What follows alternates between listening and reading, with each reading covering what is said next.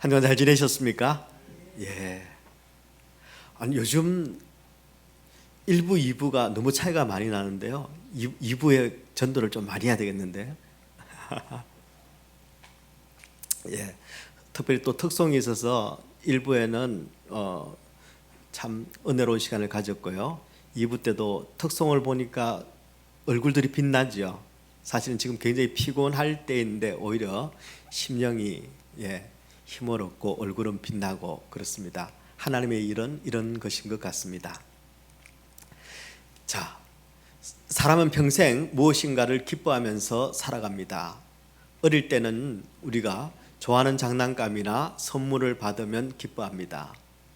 사춘기 때가 되면요, 이제 그런 것보다는 친구와의 관계에 따라 기쁘기도 하고 때로는 슬퍼하기도 합니다. 친구가 그 또래가 큰 기쁨의 대상이 되는 셈입니다. 그러다 청년이 되면은 이제는 또 친구를 나몰라라 합니다. 한 사람에게 집중을 합니다. 한 연인을 통해서 기쁨을 구합니다. 그리고는 천국에 갔다가 또 저 바닥으로 내려가기도 합니다. 한 사람 때문에. 직장에 들어가면은 상사의 칭찬 한마디가 큰 기쁨이 되기도 합니다. 그리고 나중에 부모가 되면은 자식을 통해서 기쁨을 누립니다. 이렇게 모든 사람들은 그게 무엇이든지 자신에게 기쁨을 주는 대상에게 끌리고 그리고 그 대상을 중심으로 그리고 살아가게 됩니다. 미국에서 있었던 일이라고 합니다. 실제 이야기라고 하는데 제가 볼 때는 실제 이야기에다가 많이 좀 부풀린 이야기 같습니다. 강아지를 너무너무 좋아한 한 노인이 있었습니다. 강아지가 삶의 전부였고 큰 기쁨이었습니다. 매일 강아지랑 함께 지내면서 사랑을 다 쏟아부었습니다. 그러다 세월이 흐르고 이제 늙어지자 내가 이제 죽으면은 강아지는 어떡하나 하는 생각이 들었습니다. 그래서 유언장을 작성을 했습니다. 강아지에게 1,560억 원의 재산을 물려주라 하는 유언장입니다. 사실 여러분 강아지들 가운데도 꽤 부자들이 있는 거 아십니까? 재벌들이 있습니다. 지금 세계에서 제일 부자인 강아지가요, 군트 6세라고 하는데 재산이 5억 달러입니다. 군트 6세는 군트 3세의 손주뻘인데요. 군트 3세가 8천만 불의 유산을 상속받아가지고 그게 잘 불려져가지고 지금 군트 6세가 반려견 중에 최고의 재벌입니다. 재벌 2세, 3세들도 있습니다. 그리고 이제 가만히 생각해 보니까 강아지가 재산만 가지고 있으면 안 되잖아요.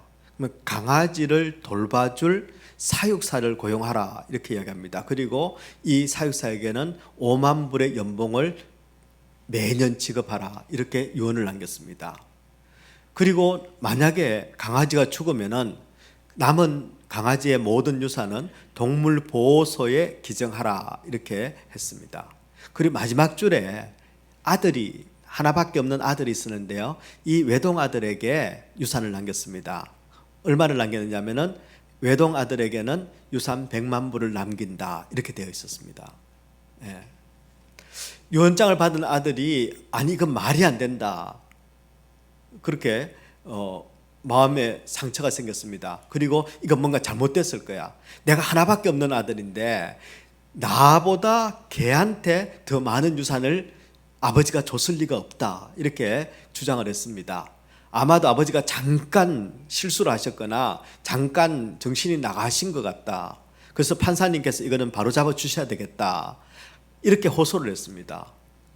그러자 판사가 아들에게 물었습니다. 자네는 1년에 몇 번이나 아버지를 찾아가 배웠는가? 아버지가 좋아하는 음식이 뭔지 자네는 아는가? 전화는 얼마 만에 한 번씩 드렸는가? 혹시 자네 아버지 생신이 언제인지는 알고 있는가? 하고 이렇게 질문했습니다. 갑작스러운 판사의 질문에 아들이 아무 대답도 할 수가 없었습니다. 여러분에게도 한번 질문해 볼까요? 부모님의 생신이 어떻게 되십니까? 판사가 그때 유언장만 남긴 게 아니라 아버지가 영상도 남겼습니다. 그래서 영상을 틀어서 보여줬습니다. 그러니까 그 영상에서 정확하게 아버지가 내 재산 중 1560억은 언제나 나에게 기쁨을 주고 내 곁에 있어준 사랑하는 개에게 다 물려줍니다. 그리고 강아지를 돌봐줄 사육사에게는 연봉 5만 불을 주고 내 아들에게는 100만 불을 물려줍니다. 이렇게 여러분 영상으로 유언장을 남겼습니다. 그리고 마지막에 한마디를 더 붙였습니다. 혹시나 내 아들이 이 유언장에 대해서 불평이 있거나 불만을 가지거든 아들에게는 일불만 주십시오. 이렇게 돼 있었습니다. 여러분, 아버지의 마음이 얼마나 한이 맺혔으면, 얼마나 섭섭했으면 이 재산을 대부분 개에게 물려주고 아들에게 이렇게 했을까요? 이 아버지가 이해가 되지는 않습니다만 그래도 참 왜 이렇게 되었나 좀 짠하긴 합니다. 근데 여러분, 이 이야기는 단순하게 아버지가 참 안 됐다, 아들이 참 불효자다, 이런 이야기가 아닙니다. 이 이야기는 어쩌면 기쁨의 내용과 대상이 잘못되어 있을 때 인간의 관계가 얼마나 왜곡되거나 또 얼마나 비뚤어질 수 있는가 하는 것을 보여준다고 저는 생각을 합니다. 여러분, 사실 아버지도 아들도 다 기쁨의 내용이, 기쁨의 대상이 잘못되었기 때문에 이런 말도 안 되는 일이 벌어진다는 것입니다. 여러분, 그래서 기쁨이라는 그 감정의 상태보다는 더 중요한 것이 내가 어떤 것을 기뻐하는지, 기쁨의 내용, 그리고 기쁨의 대상이 누구인가 하는 것입니다. 기쁨의 내용과 기쁨의 대상이 바르게 되어 있어야 바로 열매도 바른 것을 거둘 수 있기 때문에 그렇습니다. 여러분은 지금 여러분의 기쁨이 어떤 것들입니까? 다른 말로 하면은 여러분은 무슨 재미로 사십니까? 여러분 인생의 낙이 어떤 것입니까? 불평, 불만과 환멸이 가득 찬 이 세상에서 여러분이 낙으로 삼고 있는 일은, 또 대상은, 또 그 내용은 어떤 것들입니까? 여러분은 무엇 때문에 기쁩니까? 무엇 때문에 행복합니까? 어쩌면 여러분 반려견 때문에 기뻐하시는 분이 있을 수도 있습니다. 왜냐하면 제가 아는 어떤 목사님이 그러시더라고요. 저녁 때 집에 들어가면 아무도 안 나와 보는데, 자식이 5이 있었거든요. 아무도 안 나와 보는데 강아지만 제일 먼저 나를 반기더라. 그래서 강아지를 제일 좋아한다고, 행복하다고 그런 말씀하신 적이 있습니다. 아니면은 여러분, 그래도 돈이 있어야 마음이 든든하고 그리고 기쁘지. 혹은 혹시 여러분 중에 숨겨둔 주식이 있는 분이 있습니까? 아니면 여러분 자식입니까? 근데 여러분, 내가 좋아한다고 해서 그게 다 바른 기쁨, 좋은 기쁨은 아닙니다. 그리고 그것이 바른 기쁨의 열매를 줄 수도 없습니다. 왜냐하면 인간의 죄악된 본성은 얼마든지 잘못된 것을 기뻐하거나 잘못된 것을 추구하며 살 수 있기 때문입니다. 오히려 바른 것보다는 잘못된 것을 추구하는 사람이 어쩌면 더 많은 것 같습니다. 그래서 이 땅을 살아가는 우리가 추구해야 될 것은 진짜 기쁨, 바른 기쁨, 그것이 어떤 대상이 되어야 하는지, 어떤 내용이 되어야 하는지를 우리가 바르게 알고 추구해야만 합니다. 여러분, 결론적으로 말씀을 드리자면 진짜 기쁨의 대상, 진짜 기쁨의 내용은 하나님이십니다. 하나님밖에 없습니다. 하나님만이 우리에게 진짜 바른 기쁨의 열매를 주실 수 있기 때문에 그렇습니다. 만약 예수를 믿는다고 하는데 하나님보다 현실의 기쁨과 내용이 더 많이 있다고 한다면 여러분, 우리가 고쳐야 합니다. 지금 저와 여러분의 삶의 기쁨과 그 기쁨의 내용은 하나님이 되시고 하나님과 관련된 것들이 되기를 우리 주님의 이름으로 축원합니다. 자, 그렇다면 과연 하나님이 내 삶의 기쁨이 되시고 내 삶의 기쁨의 내용이 되시려면 무엇이 우리에게 필요할까요?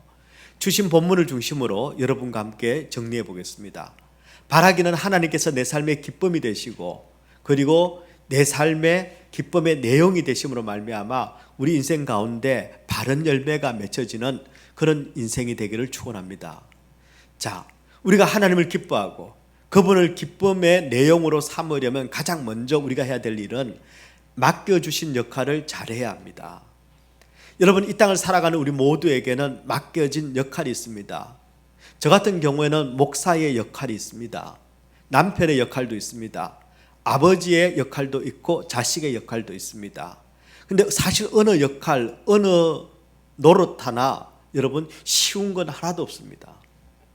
그리고 어느 것 하나 내가 제대로 하는구나 그렇게 생각되는 게 하나도 없습니다. 그래서 때로는 이런 생각이 듭니다. 내가 능력이 좀 많으면 좋겠다.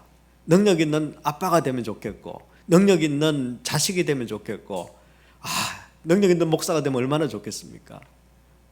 그런 생각이 들 때가 있습니다. 어떤 때는 몸이 2개면 좋겠다. 할 일은 많은데 능력은 안 되고 시간은 모자라고 그런 생각을 할 때가 있습니다. 그러면 조금은 더 부모 노릇 할 수 있을 것 같고 자식 노릇을 조금은 더 잘할 수 있을 것 같습니다. 아마 여러분 가운데도 이런 생각을 가지신 분들이 있을 겁니다. 능력이 좀 많으면 회사 일도 가정 일도 비즈니스도 조금 더 잘할 수 있을 텐데 몸이 2개면은 직장 일도 가정 일도 교회 일도 다 감당할 수 있을 텐데 이런 생각 아마 하실 겁니다. 근데 여러분 몸이 몇 개입니까? 몸은 하나지요. 그러다 보니까 사는 게 늘 모자랍니다. 팍팍합니다. 힘듭니다. 걷지 않고 뛰어도 늘 모자라는 시간입니다. 마음은 내게 맡겨진 이 역할을 그리고 노릇을 잘하고 싶습니다. 부모님께 자식된 도리 하고 싶고 자식에게는 부모 도리 제대로 하고 싶고 목사로서의 이 노릇도 참 잘하고 싶고 그런데 현실은 어느 것 하나 제대로 되는 것이 많지 않습니다. 그러니 늘 미안합니다. 빚진 것처럼 그렇게 미안하면서 그렇게 살아갑니다. 그래서 사실 이번 주에는 말씀을 준비하면서 제가 이런 기도를 하나님 앞에 드렸습니다. 사실 기도보다는 제가 하나님께 조금 항의를 좀 했습니다. 여러분을 대신해서. 하나님께서는 왜 연약하고 부족한 우리에게 그냥 한 가지 일도 아니고 여러 가지 역할을 맡기십니까? 저를 잘 아는 제 아내는 시험 마켓을 가도 딱 1개만 시킵니다. 2개 시키면 하나는 빼먹거든요. 근데 하나님께서는 왜 나를 더 잘하시면서 나한테 1-2개가 아니라 여러 가지 이렇게 역할을 맡기시는 겁니까? 능력도 안 되고 여건도 안 되고 맡은 역할은 많고 그럼 도대체 어떻게 합니까? 역할을 좀 줄여주시든지 아니면은 능력을 조금 부어주시든지 아니면 주변 상황을 조금 정리를 좀 해주시든지 그렇게 해주시면 좀 제가 사람 노릇도 하고 목사 도리도 하고 그렇지 않겠습니까? 그리고 교회 일도 마찬가지입니다. 성도들 보면은 교회가 우선이어야 되고 영적인 것이 먼저여야 된다고 이야기하지만 사는 것 보면은 이런 일 저런 일 너무너무 역할이 많고 정신없이 살고 그러니 제가 성도 역할 제대로 하십시오 이렇게 설교를 못하겠습니다. 안 그래도 인생의 무거운 짐을 치고 언덕길을 올라가고 있는 성도들에게 오히려 내가 짐 하나 더 주는 것 같은 그런 느낌입니다. 하는 그런 약간 항의성 기도를 했습니다. 혹시 여러분 가운데 이번 주에 인생이 오르막길이 아니라 이번 주는 좀 내리막길이다 생각되는 분이 있다면 제가 기도해서 된 겁니다. 그렇게 생각하시면 됩니다. 그때 하나님께서 제게 응답하신 말씀이 좀 놀라웠습니다. 하나님께서 제게 이렇게 말씀하시는 것 같았습니다. 성도라는 직분은 역할이 아니고 너희들의 정체성이다. 성도는 역할이 아니라 정체성이다. 나는 너희들의 능력이 필요한 게 아니다. 나는 너희들 자체를 원한다. 이런 깨달음을 주셨습니다. 여러분, 역할은 능력의 문제가 아니라 관계의 문제입니다. 역할은 능력의 문제가 아니라 관계의 문제입니다. 여러분, 이 말의 뜻을 이해하시겠습니까? 역할은 능력으로 감당하는 게 아니라 그 역할의 대상을 내가 기뻐하고 좋아하면 넉넉히 감당하게 된다는 의미입니다. 여러분, 역할은 그 대상을 기뻐하면 넉넉히 감당이 됩니다. 여러분, 우리가 자식을 사랑하고 자식을 기뻐하면 부모의 역할을 넉넉히 감당합니다. 물론 캘리포니아는 따뜻하긴 합니다만 여러분, 예전에 엄동설안에 애 똥기저귀를 빨려면 엄마의 손이 얼마나 매섭습니까? 근데 그 자식이 싼 똥이니까 그 기저귀를 엄동설안에 여러분 찬물에 빨고 있는 겁니다.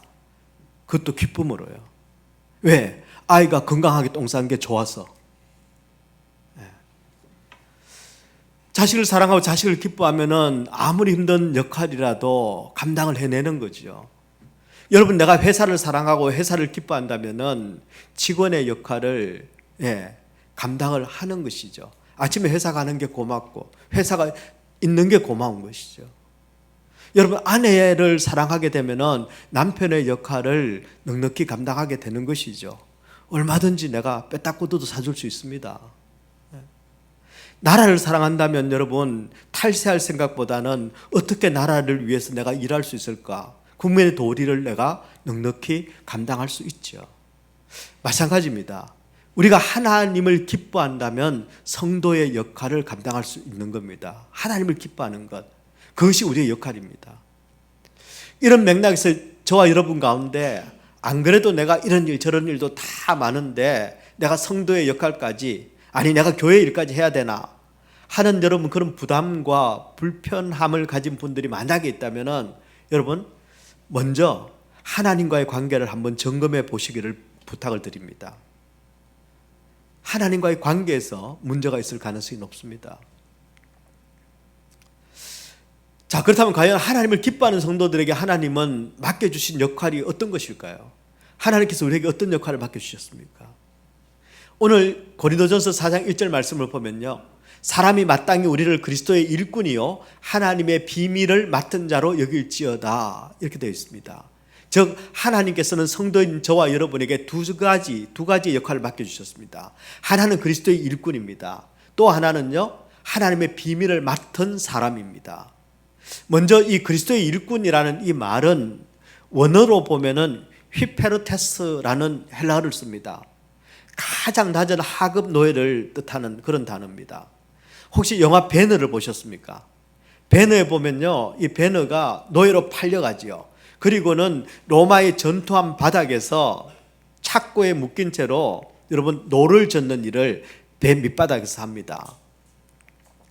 바로 그 전투함 바닥에서 노를 젓고 있는 그 노예들이 바로 휘페르테스입니다. 노예 중에서 가장 하급의 하층의 그런 노예입니다. 당연히 가장 힘든 일, 가장 위험한 일을 하는 그런 사람들입니다. 이 노예들은 자기 생각, 자기 계획이 없습니다. 있어도 소용이 없습니다. 그저 위에서 명령하는 대로, 위에서 시키는 대로 그대로 순종해야만 합니다. 여러분, 그런데 아십니까? 가정이든 교회이건 직장이건 주인의 뜻에 무조건 순종하는 이 휘페르테스들이 많을 때에 건강한 가정이 됩니다. 건강한 교회가 됩니다. 그리고 건강한 공동체가, 건강한 회사가 됩니다. 여러분, 우리 얼바인 사랑의 교회도 이 휘페르테스들이 참 많이 있습니다. 여러분, 주일 아침 누구보다도 일찍 아무도 없을 때 먼저 와서 여러분 뒷마당에 캐노피를 다 펴고, 그리고 이 앞마당은요 블로어로 여러분이 오시는 길에 여러분 깨끗하게 사뿐히 절여 밟고 오시라고 그렇게 미리 청소를 다 하는 그런 휘페르테스들이 있습니다. 여러분, 주말이면 여러분 어김없이 주방에서 식사 준비를 하고 있는 그런 휘페르테스들이 있습니다. 그리고 토요일이면요, 아무도 없을 때 와서 화장실 변기를 닦고 계단 베큐um을 하고 본당 청소하고 줄을 맞추는, 그리고 또 쓰레기통을 비우는 그런 휘페르테스들이 있습니다. 근데 여러분, 이게 쉬운 일이 아닙니다. 이 본당 청소만 하더라도요, 이게 생각보다 줄 맞추고 청소하는 게 굉장히 힘듭니다. 그래서 1년차 이하는 웬만하면 본당 청소 안 시킵니다. 이 줄이 딱딱 맞아야 되거든요. 그래서 제일 어려운 일을 제일 숙달된 조교들이 지금 맡고 있습니다. 그리고 또 주일 학교에서 여러분 영혼들을 돌보는 선생님들, 스태프들이 있죠. 또 기도 골방에서 영혼들을 위해서 기도로 섬기는 그런 휘페르테스들이 참 많이 있습니다. 여러분, 우리 얼바인 사랑의 교회가 건강한 이유가 무엇인가 하면은 낮은 자리에서 힘들고 어려운 일을 하는 휘페르테스들이 참 많기 때문입니다. 지난주에 얼바인 지역의 한 목사님과 제가 통화를 했습니다. 그러면 저한테 이런 이야기를 하더라고요. 얼바인 사랑의 교회가 참 건강하고 사랑이 많은 교회라고 얼바인의 소문이 자자합니다. 그러더라고요. 그래서 제가 물었습니다. 나는 들은 적이 없는데 그게 어떻게 된 소문이냐. 예, 우리는 이 안에 있어서 잘 모릅니다. 그런데 바깥에 있는 분들이 흠모하는 그런 교회라고 거짓말을 할 리가 없는 목사님이 저한테 알려주셨습니다. 예. 바로 휘페르테스들이 많기 때문에 그렇습니다. 주님의 뜻이라면은, 주님이 기뻐하신다면 남들이 알아주지 않아도, 남들이 주목하지 않아도 묵묵히 아무도 없는 곳에서 배 밑창에서 노를 젓는 휘페르테스들처럼 그렇게 이 복음의 배인 우리 얼바인 사랑의 교회의 영적인 전투함을 위해서 노젓고 있는 그런 휘페르테스들이 있기 때문에 우리가 교회로서의 역할을 감당해 나가는 것입니다. 저는 저와 여러분이 이 휘페르테스의 역할을 잘 감당하시기를 축원합니다. 자, 그런가 하면 두 번째 역할이 있다고 말씀드렸습니다. 하나는 휘페르테스, 또 하나는 뭐였을까요? 하나님의 비밀을 맡은 자. 하나님의 비밀을 맡은 자. 예, 그리스도의 일꾼, 하나님의 비밀을 맡은 사람. 여러분, 이 하나님의 비밀을 맡았다라는 것은 무슨 뜻인가 하면 내가 가진 시간과 물질과 재능과 그 모든 것을 주인의 뜻대로 사용하는 청지기라는 것을 뜻합니다. 맡은 자, 청지기입니다. 우리는 청지기입니다. 주인이 아닙니다. 내가 가진 모든 것은 다 주인의 뜻대로 쓰라고 우리에게 맡겨주신 것입니다. 그런데 지금 저와 여러분이 이 청지기의 역할, 이 청지기직을 잘 수행하고 있습니까? 주인이 주신 것을 가지고, 하나님이 주신 것을 가지고 하나님이 원하시는 대로 주인이 하라고 한 그 일, 바로 그 청지기의 역할을 우리가 잘 감당하고 있습니까? 아니면 우리가 주인의 것을 가지고 내 마음대로, 내 것처럼 내 생색 내면서 그렇게 혹시 쓰고 있습니까? 여러분, 이 하나님의 비밀을 맡은 자, 이 하나님의 비밀을 맡은 자가 해야 될 1차적인 역할은 무엇인가 하면 복음을 실어 나르는 일입니다. 바로 하나님의 비밀은 복음이기 때문입니다. 바로 이 복음, 바로 생명을 전하는 일, 그것이 바로 우리 성도에게 맡겨진 역할이고 본분이고 도리라는 것입니다. 우리가 그냥 가만히 앉아서 행정적인 일을 하는 그런 중간 관리인이 아닙니다. 하나님의 비밀을 맡은 사람들은 내게 맡겨진 시간, 내게 맡겨진 물질, 재능, 생명, 이 모든 것을 생명이 전해지는 일, 복음을 전하는 일에 우리가 사용해야 합니다. 예, 그게 가정이라도 나를 통해서 우리의 자녀가, 우리의 배우자가 여러분 복음이 풍성하게 전해져야만 합니다. 직장도 마찬가지입니다. 교회도 마찬가지입니다. 선교지도 마찬가지입니다. 학교도 마찬가지입니다. 어디에 가든지 성도는 하나님의 비밀, 복음을 소유한 사람들은 이 복음이 우리를 통해서 전해져야 되는 것입니다. 저는 저와 여러분이 하나님을 기뻐하기에 바로 이 휘페르테스의 역할, 그리스도의 일꾼으로서의 역할을 감당하고, 그리고 하나님께서 맡기신 바로 이 복음의 비밀, 하나님의 비밀을 나누어 주는 이 청지기의 역할을 잘 감당하는 그런 성도들이 되시기를 주님의 이름으로 축원합니다. 두 번째입니다. 우리가 하나님을 기뻐하고 그분을 기쁨의 내용으로 삼는다면, 그리고 삼으려면 우리는 믿음으로 충성해야 합니다. 고린도전서 4장 2절에 이렇게 말씀합니다. 그리고 맡은 자들에게 구할 것은 충성이다. 맡은 자들에게 구할 것은 충성이다. 여러분, 하나님의 비밀을 우리에게 맡겨주셨고, 그리고 맡은 우리에게 하나님께서는 충성하라고 말씀하십니다. 무엇이 충성입니까? 어떤 게 충성일까요? 충성은 헬라어로 피스토스라는 단어를 쓰고 있습니다. 피스토스는 신실하다, 믿을만하다, 확신한다, 이런 뜻을 가진 형용사입니다. 신약 성경에는 67번 쓰였습니다. 근데 똑같은 어원을 가진 다른 유명한 단어가 있습니다. 그게 뭐냐면은 피스티스라는 단어입니다. 피스티스가 뭐냐 하면은 바로 믿음입니다. 믿음을 피스티스라고 이야기합니다. 그래서 여러분, 충성, 로열티는 믿음이 이미 전제된 그런 단어입니다. 다른 말로 충성은 믿음을 가진 사람만 할 수 있는 것입니다. 믿기 때문에 내가 충성할 수 있습니다. 안 믿는데도 충성하는 것은 뭐 때문입니까? 거래 때문이죠. 계약 때문이죠. 주고받는 것이죠. 하지만 내가 믿기 때문에 내가 하는 것은 거래가 아니라 충성이라는 것입니다. 그래서 여러분, 믿음이 없는 사람은 충성할 수 없습니다. 당연하지 않습니까? 믿지도 않는데 어떻게 충성합니까? 믿지도 않는데 어떻게 내 인생을 겁니까? 그래서 반대로 여러분, 우리가 하나님께 순종하지 않는다? 그러면 다른 이유가 없습니다. 내가 믿음이 없기 때문입니다. 믿음이 없기 때문에 순종하지 않는 것입니다. 여러분, 이 관계를 잘 이해하시지요? 만약 저와 여러분 가운데 맡은 역할이 있는데도 불구하고 충성하지 못하고 있다? 그렇다면 제일 먼저 지금 내가 확인해야 될 것은 내가 믿음이 있는가? 내가 지금 바른 믿음을 가지고 있는가를 확인해야 합니다. 아니, 요즘 바빠서 그거 못해. 아니, 내가 알다시피 좀 게으르잖아. 아니, 저 사람 하는 일이면 나는 같이 안 해. 아니, 뭐 상황이 이런데 이것부터 해야지.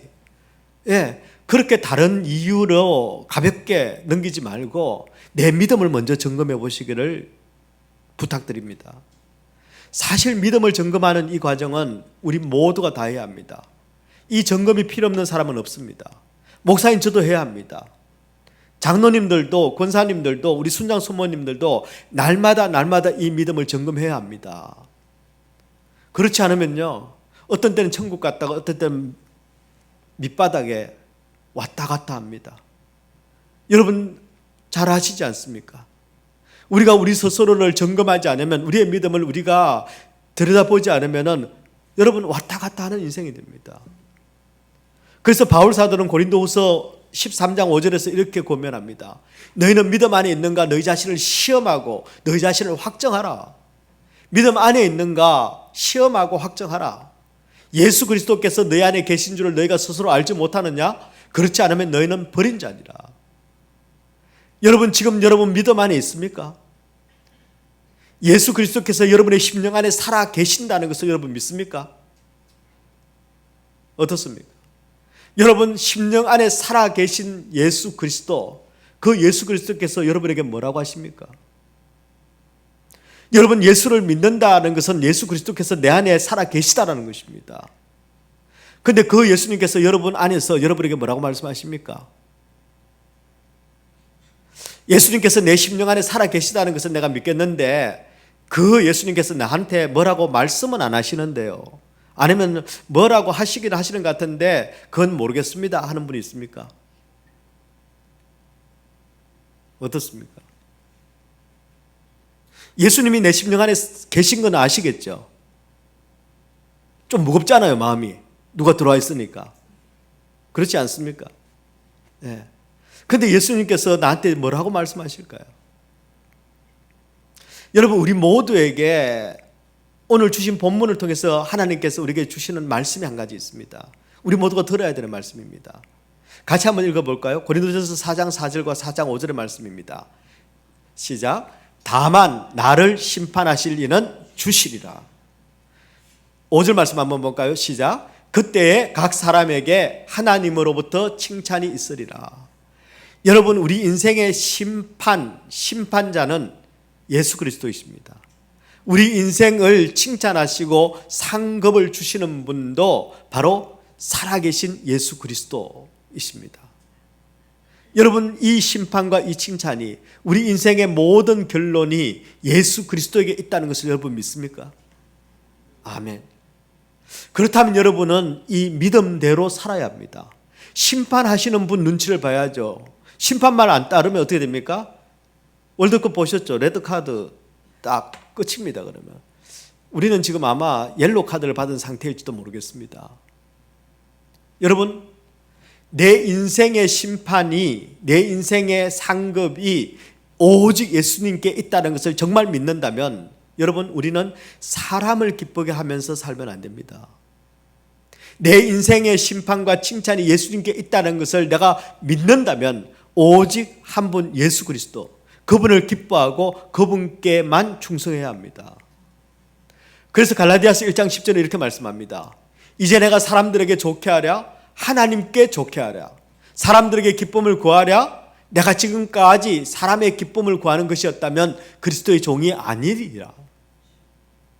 여러분, 사람들을 좋게 하는 것, 하나님을 좋게 하는 것, 사람들이 기뻐하는 것, 하나님을 기쁘시게 해드리는 것, 이게 똑같으면 얼마나 좋겠습니까? 그러나 여러분, 죄 가운데 오염되어 있는 사람의 기쁨이 되는 것과 하나님의 기쁨이 되는 것은 너무나도 큰 차이가 있습니다. 근데 가끔 보면 우리 주변에 여러분 지나치게 사람의 눈을 의식하며 살아가는 그런 분들이 있죠. 사람들의 말이 무섭습니다. 여러분, 성경은요, 우리가 아무리 심판한다, 지옥이 있다, 뭐 형벌이 있다, 뭐 영원히 죽는다 이래도요, 우리는 눈 하나 끔찍 안 합니다. 그렇지 않습니까?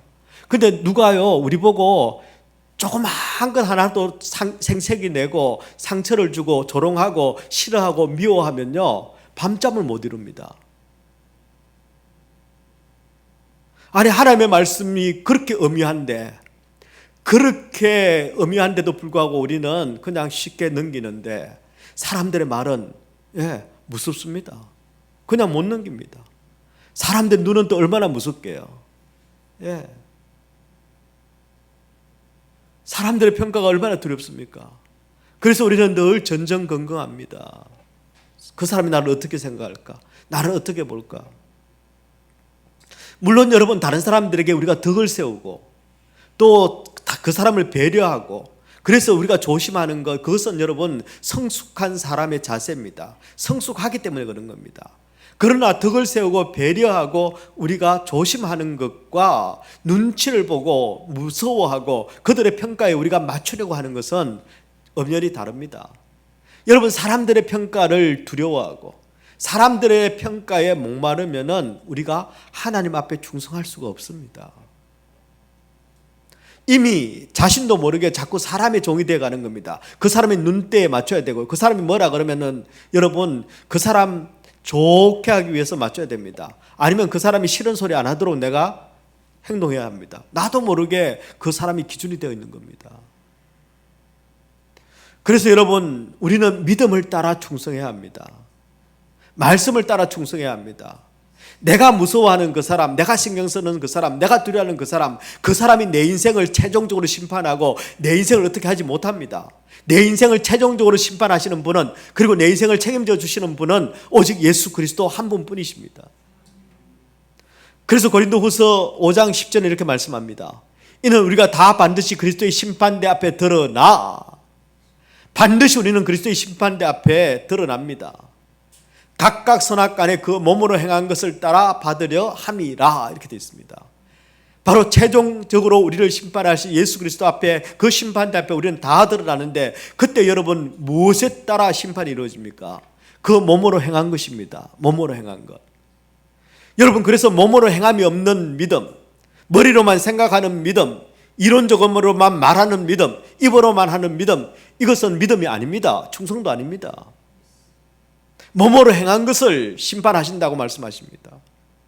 지금 저와 여러분을 믿음으로 충성하지 못하게 하는 것은 무엇입니까? 믿음은 있는데 충성하지 못하는 이유가 뭡니까? 두려움 때문입니까? 열등감 때문입니까? 아니면 뭐 일 좀 하려고 하면, 교회 일 좀 하려고 하면 꼭 뭔가 걸려 넘어지는 일이 있거나 바쁜 일이 생기거나 문제가 생깁니까? 아니면은 꼭 내가 하려면은 내가 좋아하는 사람은 없고 내가 싫어하는 사람만 딱 거기에, 그런 경우는 우리 교회는 없죠. 사랑의 교회니까. 저는 저와 여러분이 어떤 문제, 어떤 난관, 어떤 장애물이 있든지 하나님을 기뻐하기에 이 모든 장애물을 넉넉히 이기기를 축원합니다. 여러분, 하나님이 계시다면, 하나님이 기뻐하신다면 마귀가 내 앞을 가로막고 있어도 우리가 마귀를 물리치고 그분께 가야 되지 않겠습니까? 그렇지 않습니까? 누가복음 19장 17절에 이렇게 말씀합니다. 주인이 이르되 잘하였도다. 착한 종이여, 네가 지극히 작은 것에 충성하였으니 10골 근세를 차지하라. 네가 지극히 작은 것에 충성하였다, 이렇게 말씀합니다. 작은 것에, 그러나 믿음을 가지고 충성했다. 작은 일을 잘했다고 말하지 않습니다. 큰 일을 이루었다고 말하지 않습니다. 그냥 작은 것에 충성했다. 그러니 이제 열 고을 권세를 차지하라. 열 고을의 권세입니다. 하나님의 주권, 하나님의 영토가 주어지는 겁니다. 저는 저와 여러분이 주님 앞에 충성함으로 말미암아 우리의 삶의 자리가 바로 하나님의 영적인 주권과 권세가 임하는 자리, 하나님이 임재하시는 그런 우리의 가정이, 우리의 공동체가, 우리 교회가 되기를 축원합니다. 빌리 그레함 목사님의 책 중에 Just as I am 이라는 책이 있습니다. 한국어로 번역이 내 모습 이대로 이렇게 번역이 됐는데요. 마침 절판이 돼서 제가 어쩔 수 없이 여러 서점에 연락했는데 없다 그래서 결국은 원서를 구입했습니다. 예. 지금 제가 말씀드릴 이 사건을 여러분에게 정확하게 전하기 위해서 제가 그렇게 했는데요. 그 책에 보면은 빌리 그레함 목사님의 인생에, 그분의 전도자로서의 인생 가운데 중요한 분기점이 하나 나옵니다. 그 분기점이 뭐냐 하면은 바로 1949년도에 이 LA 지역에 복음 전도 집회가 있었습니다. 아주 큰 복음 전도 집회, LA 집회를 앞두고 이 빌리 그레함 목사님이 인생의 분기점이 되는 그런 사건 하나 맞이합니다. 그해 8월에 LA에서 집회가 있습니다. 대형 집회가 있습니다.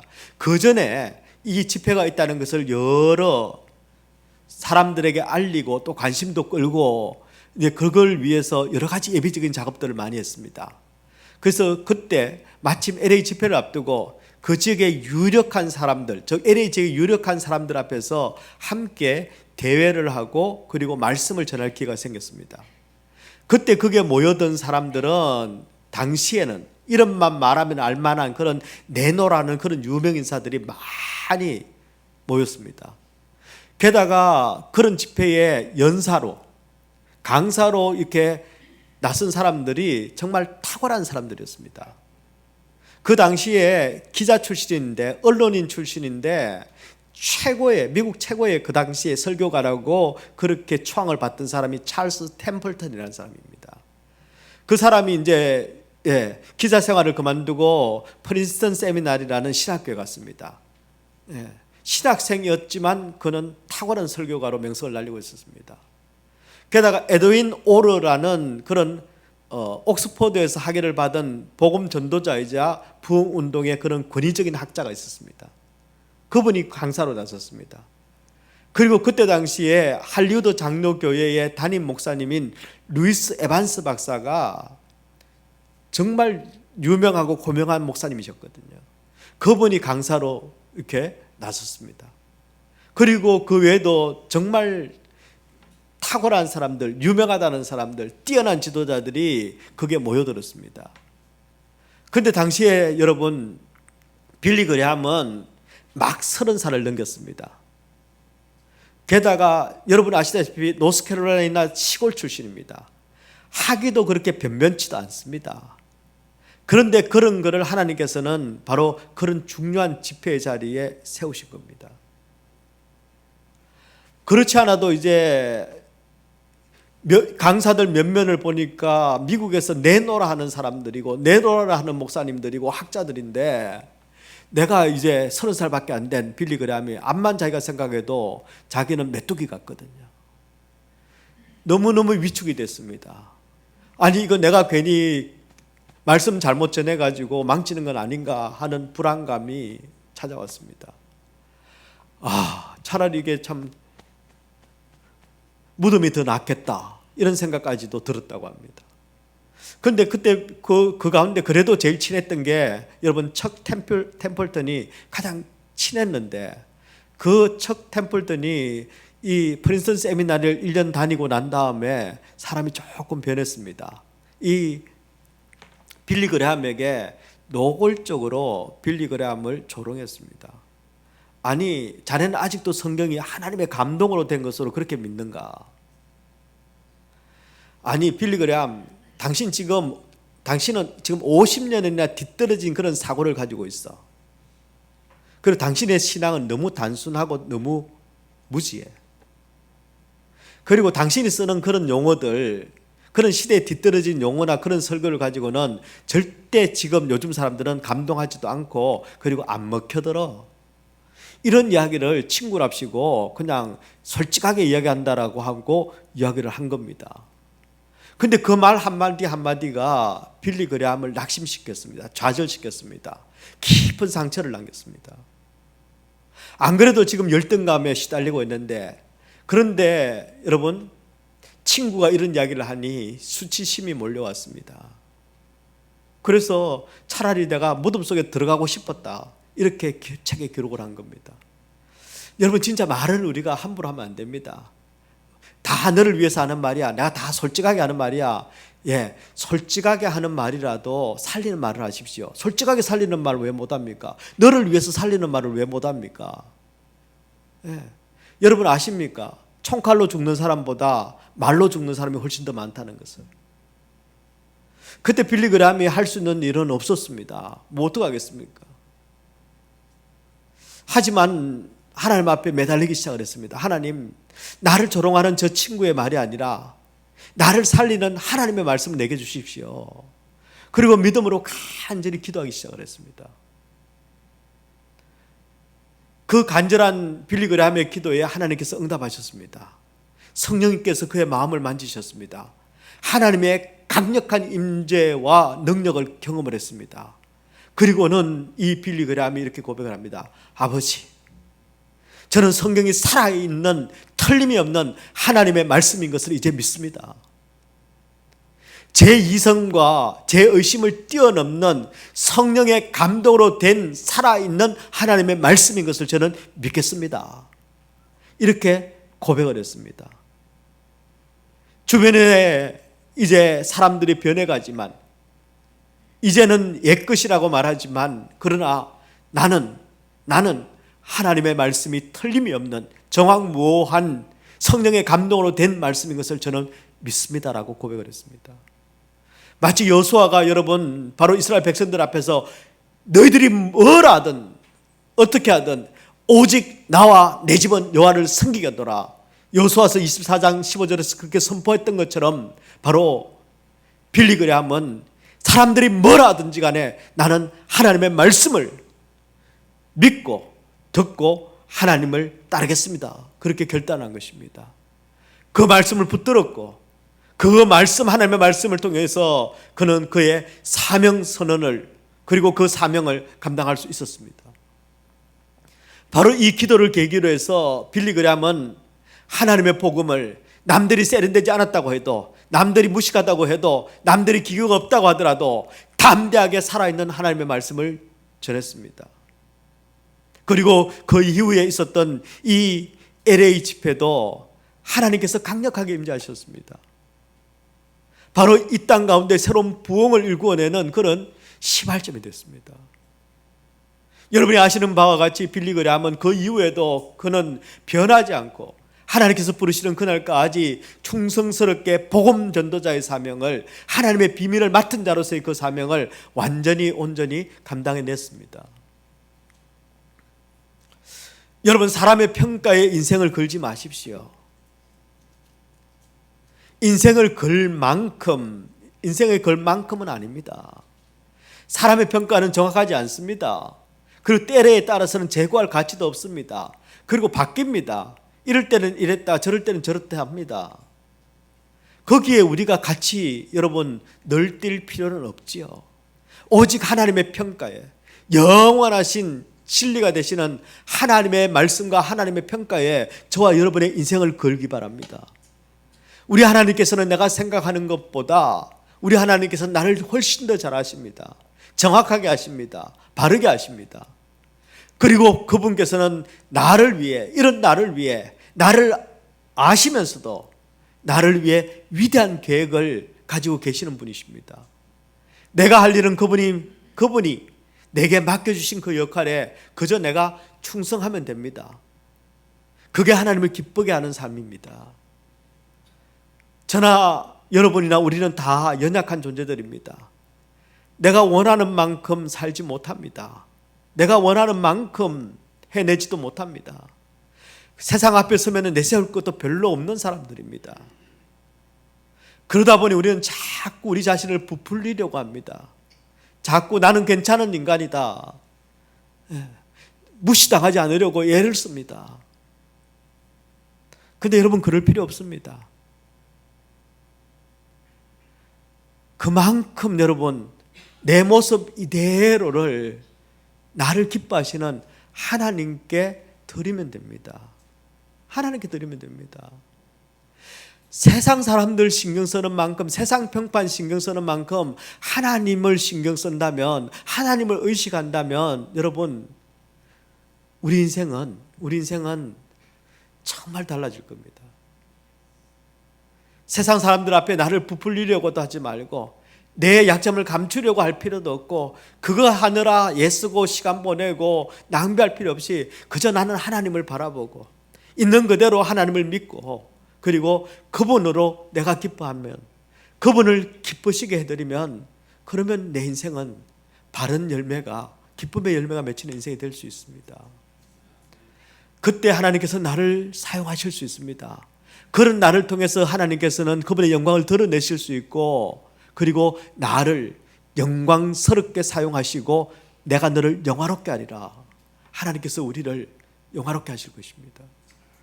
저는 저와 여러분이 나의 구원자가 되시는, 나의 창조자가 되시는, 나의 치료자가 되시는 오직 하나님만 기뻐하는 인생, 그분만 의식하는 인생, 그분 앞에 사람 체면보다 그분 체면을 더 소중하게 여기는 인생, 그리고 그분을 노래하는 인생, 그리고 그분이 맡기신 일을 그리스도의 일꾼으로 히페르테스가 되어서, 그리고 하나님의 비밀을 맡은 청지기가 되어서 온전히 감당하고 하나님 앞에 칭찬 듣는, 하나님 앞에 상급받는 그런 인생이 되시기를 우리 주님의 이름으로 축원합니다.